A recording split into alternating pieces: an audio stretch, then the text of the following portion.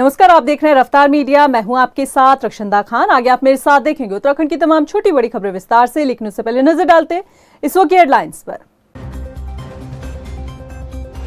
संयुक्त निर्वाचन अधिकारी ने आम चुनाव की तैयारियों पर दिया अपडेट। कल से शुरू होगी नामांकन प्रक्रिया। कहा, सुविधा मोबाइल ऐप पर उम्मीदवारों के लिए हर जानकारी। आचार संहिता के उल्लंघन पर भी आयोग की नजर।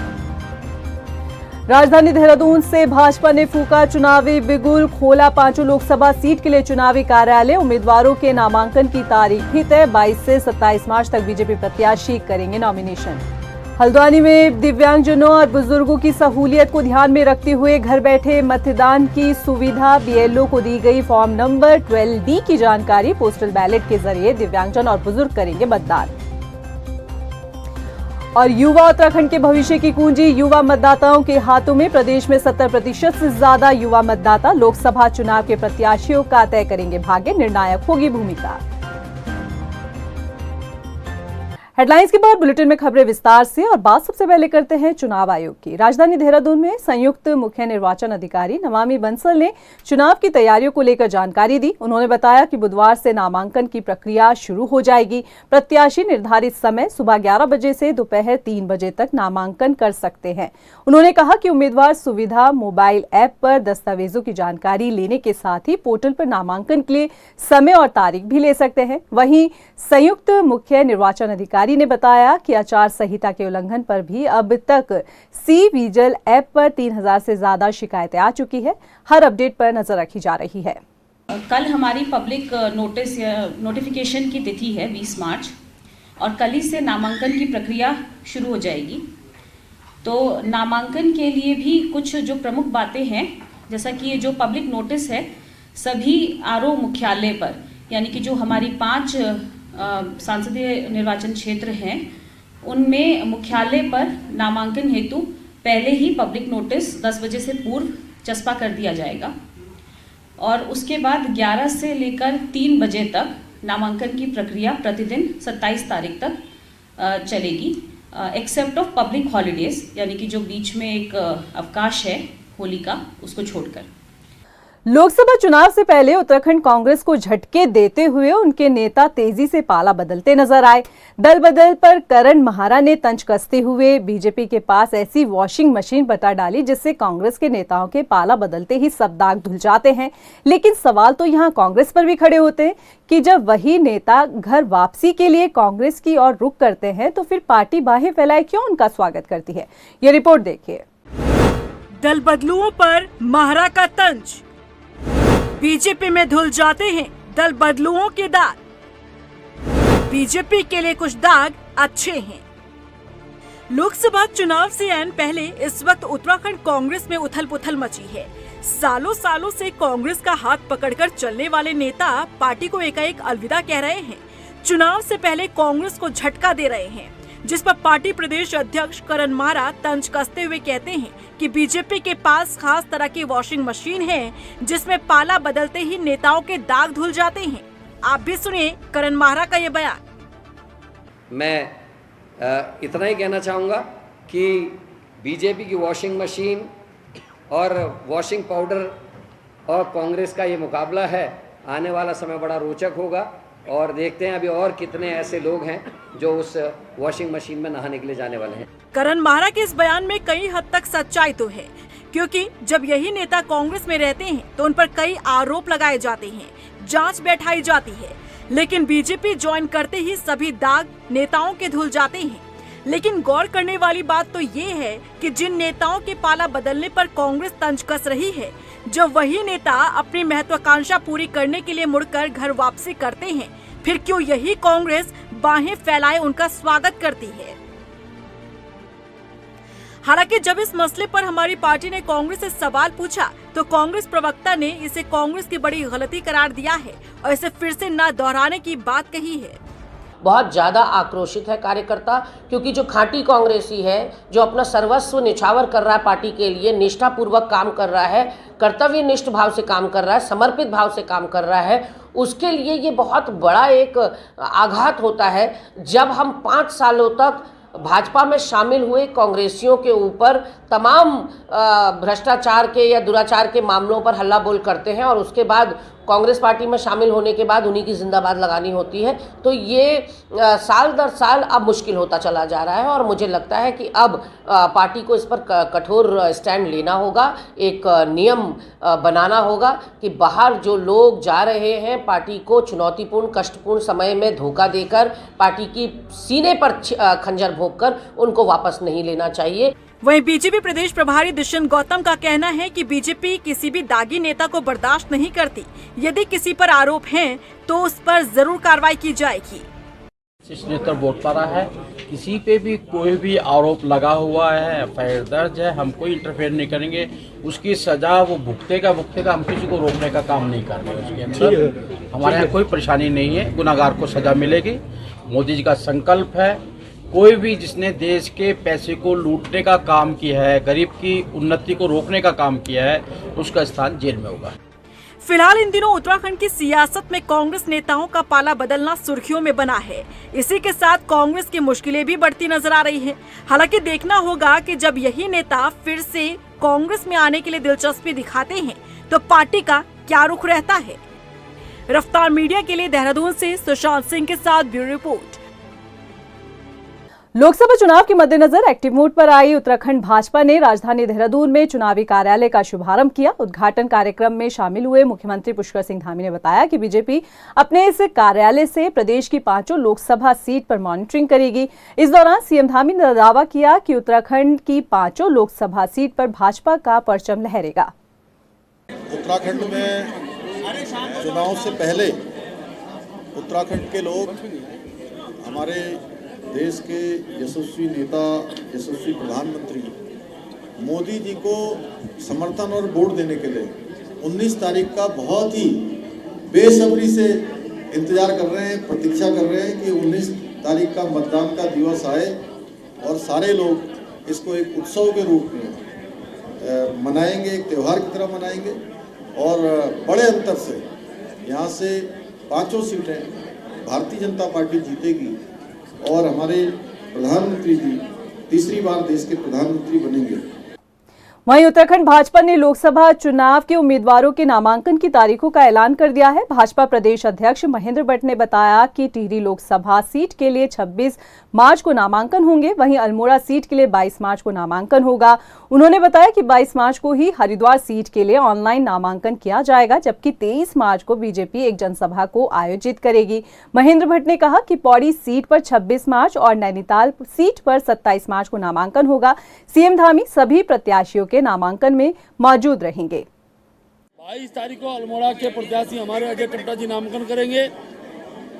उसका 23 तारीख को 22 को ही, क्योंकि हरिद्वार में डिजिटल नामांकन की पद्धति प्रारंभ हुई है और मोदी जी के डिजिटल के जो विश्वव्यापी जो संदेश है, उस संदेश को देने के लिए हमारे हरिद्वार के प्रत्याशी श्री त्रिवेंद्र सिंह रावत जी 22 तारीख को तो डिजिटल नामांकन करेंगे, ऑनलाइन नामांकन करेंगे और 23 तारीख को फिर हम वो एक जन समर्थन के रूप में उनका नामांकन कार्यक्रम होगा। 26 तारीख को टिहरी और गढ़वाल लोकसभा का नामांकन होगा और 27 तारीख को नैनीताल लोकसभा का नामांकन होगा। सभी नामांकनों में हमारे प्रदेश के मुख्यमंत्री जी मेरा स्वयं रहना होगा। लोकसभा चुनाव में टिहरी सीट का नामांकन राजधानी देहरादून के कलेक्ट्रेट में जिला अधिकारी कोर्ट में किया जाएगा। जिलाधिकारी सोनिका सिंह ने बताया कि नामांकन प्रक्रिया को लेकर अधिकारियों को व्यवस्था दुरुस्त करने के निर्देश दिए हैं। उन्होंने बताया कि नामांकन के दौरान आचार संहिता का पालन करने पर भी जोर दिया जाएगा। बता दें कि लोकसभा चुनाव के लिए 20 मार्च को नामांकन प्रक्रिया शुरू हो रही है, जो 27 मार्च तक चलेगी, जबकि प्रत्याशी 30 मार्च तक नाम वापस ले सकते हैं। हमारा जैसे ही नोटिफिकेशन होता है इलेक्शन का, उसके बाद से नामांकन की प्रक्रिया शुरू हो जाती है और ये हमारे द्वारा जो डीएम कोर्ट है वहाँ पे पूरा सेटअप एस्टैब्लिश किया गया है और बैरिकेडिंग की व्यवस्था, सीसीटीवी की व्यवस्था आदि सभी व्यवस्था हमने कर ली है। पॉलिटिकल पार्टीज के साथ भी हमने मीटिंग कर ली है और उनको अवगत करा दिया है सारी व्यवस्थाओं के बारे में और तैयारियों के बारे में। अल्मोड़ा लोकसभा में चुनावी जंग तेज हो गई है। चुनावी प्रचार में धार देने के लिए कांग्रेस प्रत्याशी प्रदीप टम्टा ने अल्मोड़ा में चुनावी कार्यालय का शुभारंभ किया।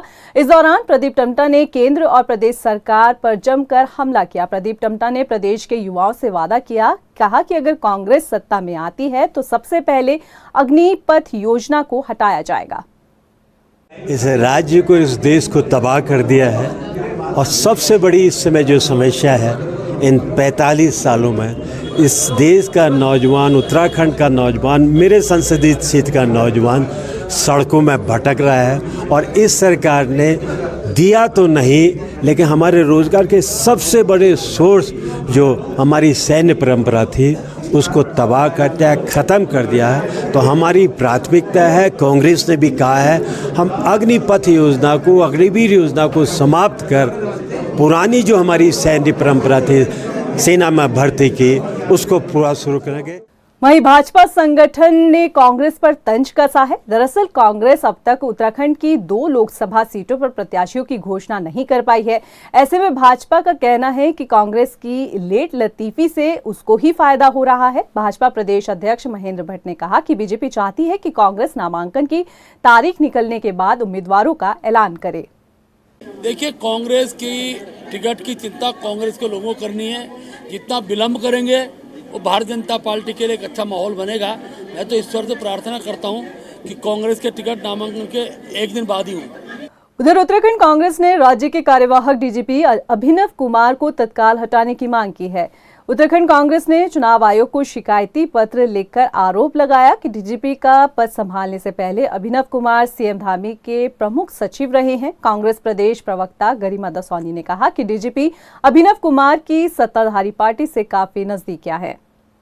एक मुख्य विपक्षी दल होने के नाते हमको ये पूरी आशंका है कि वो चुनाव के नतीजों को प्रभावित करेंगे और चुनावी पूरी प्रक्रिया को भी प्रभावित करने का प्रयास करेंगे। इसलिए माननीय अध्यक्ष जी ने पत्र लिखा है चुनाव आयोग को कि दूसरे किसी व्यक्ति को उनकी जगह पर जिम्मेदारी दी जानी चाहिए। और अब देखने वाली बात होगी कि हमारी जो आशंका है वो विश्वास में बदले, इससे पहले चुनाव आयोग कार्रवाई करता है या नहीं। हल्द्वानी के नगर निगम सभागार में ARO AP वाजपेयी ने सभी BLO के साथ बैठक की। बैठक में दिव्यांगजनों और बुजुर्गों की सहूलियत को ध्यान में रखते हुए घर बैठे मतदान कराए जाने पर जोर दिया गया। ARO AP वाजपेयी ने बताया कि निर्वाचन आयोग ने दिव्यांगजनों और 85 साल से अधिक उम्र वाले बुजुर्गों के लिए पोस्टल बैलेट के जरिए मतदान की व्यवस्था की है। उन्होंने बताया कि इसके लिए BLO को फॉर्म नंबर 12D के संबंध में जानकारी दी गई है। देखिए, निर्वाचन आयोग ने जो दिव्यांग मतदाता हैं और जो 85 वर्ष से अधिक आयु के मतदाता हैं, ऐसे मतदाता जो पोलिंग बूथ पर आने में असमर्थ हैं, उनको वोटर लिस्ट में हमने आइडेंटिफाई भी किया है।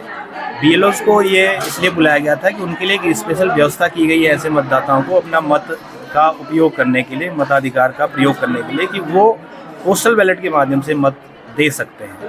तो BLOs को प्री प्रिंटेड उनको फॉर्म 12D दिए जा रहे हैं जिस पर उन मतदाताओं को आवेदन करना है और ये काम हमें 4 से 5 दिन में उनको वितरित करके ख़त्म करना है। और साथ ही ऐसे मतदाताओं से जो अक्षम हैं बूथ पे आने वाले 85 साल से अधिक और दिव्यांग मतदाता, उनसे आवेदन लेकर उनको पोस्टल बैलेट जारी करना है। लोकसभा चुनाव का बिगुल बज चुका है और इस बार युवा उत्तराखंड के भविष्य की कुंजी भी युवा मतदाताओं के हाथों में है। युवाओं का मतदान प्रतिशत राजनीतिक दलों और प्रत्याशियों की जीत हार की पूरी क्षमता रखता है। तो इस बार होने वाले लोकसभा चुनाव में भी युवाओं का काफी अधिक योगदान रहने वाला है। लोकसभा चुनाव में युवाओं की कितनी भागीदारी रहेगी, इस रिपोर्ट में समझिए। प्रदेश में इस बार होने जा रहे लोकसभा चुनाव में युवा मतदाताओं की भागीदारी काफी अधिक देखने को मिल सकती है, क्योंकि युवा मतदाताओं की संख्या इस बार 70% से अधिक है। और इसमें आयु वर्ग की बात की जाए तो 30 से 39 साल की उम्र के मतदाताओं की संख्या सबसे अधिक 27% के लगभग है। ये ऐसी उम्र है जिसमें कोई भी व्यक्ति देश के भविष्य को लेकर आसानी से निर्णय ले सकता है।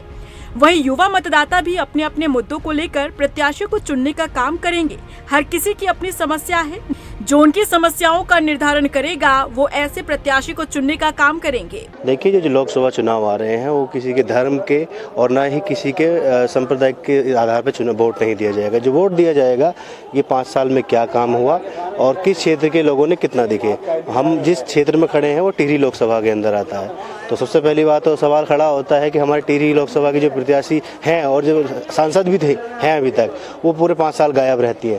तो पहले तो उसी पे सवाल उठता है, और साथ ही साथ जब हम लगातार पेपर लीक हो, तमाम मुद्दे हों, उन पे सवाल उठा रहे थे, तब शासन प्रशासन और भाजपा सरकार सोई हुई होती है। तो हम जो बात करेंगे अपनी शिक्षा की, रोजगार की, और इस पे हम लोग चुनाव में इस बार वोट देंगे। हम किसी भी पार्टी के आधार पे वोट नहीं देने वाले। हमको पता है किस पार्टी ने कितना काम किया, उसके आधार पर हम लोग वोट देंगे। सर, जो प्रत्याशी अच्छा काम कर रहा होगा उसी को ही चुनेंगे। किन मुद्दों को लेकर आप वोट डालेंगे? ये सर क्या कहते हैं, जो अच्छा काम कर रहे हों, रोज़गार दे रहा हूँ साथ में, और सोसाइटी को चेंज कर रहा हूँ। चलिए एक नजर डालते हैं प्रदेश में इस बार किस उम्र के कितने मतदाता हैं जो सियासी पार्टियों का भविष्य तय करने में अपनी भूमिका अदा करेंगे। 18 से 19 साल के मतदाता 1.45 लाख हैं। 20 से 29 साल के मतदाता 16.60 लाख हैं। 30 से 39 साल के मतदाता 22.44 लाख हैं। वहीं 40 से 49 साल के मतदाताओं की संख्या 17.04 लाख है। 50 से 59 साल के मतदाताओं की संख्या की बात करें तो यहाँ 11.86 लाख है। 60 से 69 साल के मतदाताओं की बात करें तो 7.5 लाख है। वहीं 70 से 79 साल के मतदाताओं की बात करें तो इनकी संख्या 4.14 लाख है। 80 से ऊपर के मतदाताओं की संख्या 1.54 लाख है। लोकसभा चुनाव परिणाम को तय करने में इस बार अहम भूमिका युवा मतदाता यानी कि 18 साल से 49 साल के आयु वर्ग के मतदाताओं की होगी। इस बार लोकसभा चुनाव में करीब 70% युवा मतदाता अपना मतदान करके अपने प्रत्याशी को चुनने का काम करेंगे। वहीं मतदाताओं का कहना है कि इस बार लोकसभा चुनाव में अपना वोट ऐसे प्रत्याशी को देंगे जो उनके मुद्दों को केंद्र सरकार तक पहुंचाने का काम करे और रोजगार से लेकर शिक्षा तक सभी सुविधाएं मिल सके। हमारे मेन मुद्दे तो यही रहेंगे कि जैसे ये मूल निवास का मुद्दा है और ये भू कानून का जो मुद्दा है, ये जो मेन मुद्दे हैं, ये हमारे पूरे प्रदेश के लिए तो मेन मुद्दे यही हैं। लोकसभा जैसे 24 में चुनाव आ रहे हैं, तो हम लोग हैं जो भी सारी जनता और हम लोग हैं उत्तराखंड में है जैसे, तो यहाँ मूल निवास है, धारा 371 है, आंदोलनकारियों के भी मुद्दे हैं, और जो यहाँ की ज़मीनें बिक रही हैं उस मुद्दों पे हम वोट डालेंगे। वहीं लोकसभा क्षेत्रवार बात करें तो 18 से 19 आयु वर्ग के मतदाता सबसे अधिक हरिद्वार लोकसभा सीट पर हैं। हरिद्वार लोकसभा सीट में 32,418, नैनीताल लोकसभा सीट पर 30,523, गढ़वाल लोकसभा सीट में 29,919, टिहरी लोकसभा सीट में 28,628 और सबसे कम अल्मोड़ा लोकसभा सीट में 23,722 युवा मतदाता हैं। इस बार होने जा रहे लोकसभा चुनाव में जिस तरह से 18 से 49 साल के बीच 70% मतदाता युवा हैं, तो ऐसे में देखने वाली बात होगी कि इस बार कितना प्रतिशत लोकसभा चुनाव में मतदान होता है। रफ्तार मीडिया के लिए देहरादून से हिमांशु चौहान की रिपोर्ट। उधर चंपावत में परिवहन विभाग ने लोकसभा चुनाव के मद्देनजर वाहनों का अधिग्रहण करना शुरू कर दिया है। टीएसआई आनंद सिंह बिष्ट ने बताया कि विभाग लोहाघाट और चंपावत में प्राइवेट टैक्सियों, स्कूल बसों और केएमओयू की बसों का अधिग्रहण कर रहा है ताकि चुनाव में उनकी ड्यूटी लगाई जा सके। उन्होंने बताया कि शासन ने चुनावी ड्यूटी में लगाए जाने वाले वाहनों के लिए धनराशि जारी कर दी है। हमारे एआरटीओ सर के निर्देशों के अनुसार ही निर्वाचन की गाड़ियों को सबको पकड़ा जा रहा है। 17 तारीख की इलेक्शन की डेट है इनकी। इसमें स्कूलों की गाड़ी का भी अधिग्रहण किया जा रहा है और जो जितनी मैक्सी एक्सी हैं इन गाड़ियों का भी अधिग्रहण किया जा रहा है। अब की बात शासन से भी इनके पैसे ऐसे सब कुछ ठीक हो गए, कोई दिक्कत नहीं रहेगी इसके बाद गाड़ी वाले को। तो लगभग ये मान के चलिए मैक्सी कैबों को 300 साढ़े 300 के मतलब ये मैक्सी कैब बड़ी गाड़ी जो इनको अधिग्रहण करना पड़ेगा। रुड़की पहुंचे स्वामी सदगुरु रीतेश्वर महाराज ने लोकसभा चुनाव में बीजेपी की जीत का दावा किया है। उन्होंने कहा कि देश में तीसरी बार भाजपा की सरकार बनने जा रही है। उन्होंने कहा कि वो वक्त दूर नहीं जब प्रधानमंत्री नरेंद्र मोदी के नेतृत्व में विश्वगुरु बनने के लिए भाजपा आगे बढ़ेगी। साथ ही उन्होंने कहा कि सनातन संस्कृति के परचम को भी प्रधानमंत्री नरेंद्र मोदी फहराएंगे। सनातन धर्म के आगे रहने से एक लाभ ये होगा कि सनातन धर्म वसुधैव कुटुंबकम की बात करता है, अर्थात सनातन धर्म 8 अरब लोगों की बात करता है। मुझे लगता है सिर्फ भारत के लोग ही नहीं 8 अरब लोग खुश होंगे कि अगर इस संप्रदाय और इस संस्कृति को मानने वाला कोई व्यक्ति शीर्ष पर आता है तो हमारे लिए भी कुछ करेगा। तो यह सबके लिए है और ये सरकार कंटिन्यू करेगी। तो मुझे विश्वास है जो चीज़ें हमने गुलामी के काल में खो दी हैं, धीरे धीरे वो प्राचीन संस्कृति हमारे पास आएगी। मुजफ्फरनगर के चर्चित रामपुर तिराहा कांड मामले में 3 दशक के बाद पीड़िता को इंसाफ मिला है। कोर्ट ने मामले में पीएससी के 2 सिपाहियों को दोषी ठहराते हुए सजा का ऐलान किया। आखिर कैसे घटी थी अमानवीयता की ये घटना, इस रिपोर्ट में देखिए। रामपुर तिराहा कांड में 30 साल बाद आया फैसला। महिला के साथ दुष्कर्म मामले में पीएससी के 2 जवान दोषी। कोर्ट ने दोषी को आजीवन कारावास की सुनाई सजा। 3 दशक बाद पीड़िता को मिला इंसाफ। मुजफ्फरनगर के रामपुर तिराहे पर 1 अक्टूबर की रात और 2 अक्टूबर 1994 के दिन में जो हुआ उसके घाव आज भी लोगों को सन्न कर देते हैं। 1 अक्टूबर की रात में अमानवीयता के बीच ऐसी बीती कि 2 दिन इतिहास के काले अध्याय के रूप में छप गए। आज भी इस घटना को याद कर लोग सिहर उठते हैं। रामपुर तिराहा कांड के 30 साल बाद आखिरकार पीड़िता को इंसाफ मिला। कोर्ट ने पीएससी के 2 सिपाहियों को दोषी ठहराते हुए आजीवन कारावास की सजा सुनाई और 1 लाख रुपए का जुर्माना लगाया। बता दें कि अदालत ने दुष्कर्म के मामले में आरोपी पीएससी के सिपाही मिलाप सिंह और वीरेंद्र प्रताप पर आरोप साबित किए और इसमें 25 जनवरी 1995 को सीबीआई ने पुलिसकर्मियों के खिलाफ मामला दर्ज भी किया था। चमोली जिले की रहने वाली महिला ने पुलिस और पीएससी के जवानों पर छेड़छाड़ और बस के अंदर दुष्कर्म करने का आरोप लगाया था। इस मामले में 30 साल बाद आखिरकार पीड़िता को इंसाफ दिलाते हुए दोनों जवानों को आजीवन कारावास की सजा सुनाई गई। तो वहीं दूसरे मुकदमे में 27 पुलिसकर्मियों पर अब भी केस चल रहा है। वास्तव में वो जो जघन्य जो कांड था, जिस प्रकार से रामपुर तिराहे पर हुआ था, हर साल हम बरसी मनाने जाते हैं वहाँ रामपुर तिराहा में मुजफ्फरनगर में, और हर बार ये संकल्प लेते थे कि इनके दोषियों को सज़ा मिलनी चाहिए। इसके लिए जो कानूनी प्रक्रिया है वो जल्दी पूरी होनी चाहिए। अब ये कानूनी प्रक्रिया आगे बढ़ी है, दोषियों को सज़ा मिली है। निश्चित रूप से उत्तराखंड आंदोलन में जिन लोगों ने अपना योगदान दिया है, अपना बलिदान दिया है, अपनी शहादत दी है, संघर्ष किया है, उनके उस समय के संघर्षों को आज न्याय व्यवस्था ने भी उचित ठहराया है। देखिए, बहुत ही दुखद क्रम था, विलम्ब बहुत हुआ, लेकिन मोदी जी के शासनकाल में न्यायालय भी जल्दी जल्दी निर्णय करते हैं। और मैं आज कह सकता हूँ कि जो दोषी पाए गए, हम तो उससे ज़्यादा सज़ा की अपेक्षा रखते थे। न्यायालय का निर्णय सर्वोदय है। आज एक प्रकार से उन मातृशक्ति को और जो आंदोलनकारी थे उनको चैन की सांस मिली है। अब आपको बताते हैं कि मुजफ्फरनगर का रामपुर तिराहा कांड कब और कैसे हुआ। 1 अक्टूबर 1994 को अलग राज्य उत्तराखंड बनने की मांग को लेकर देहरादून से बसों में सवार होकर आंदोलनकारी दिल्ली जा रहे थे। देर रात मुजफ्फरनगर के रामपुर तिराहा पर पुलिस ने आंदोलनकारियों को रोकने का प्रयास किया था। जब आंदोलनकारी नहीं माने तो पुलिस कर्मियों ने फायरिंग की थी। इसमें 7 आंदोलनकारियों की मौत हो गई थी। मुजफ्फरनगर के रामपुर तिराहे पर आंदोलनकारियों और पुलिस में कहासुनी हुई। अचानक नारेबाजी और पथराव भी शुरू हुआ। इस पथराव में तत्कालीन डीएम अनंत कुमार सिंह घायल हो गए। इसके बाद यूपी पुलिस ने क्रूरता से लाठीचार्ज किया। करीब 250 आंदोलनकारियों को हिरासत में ले लिया गया था। इसी झड़प के बीच कथित तौर पर पुलिस पर महिलाओं के साथ छेड़खानी और रेप के भी आरोप लगे।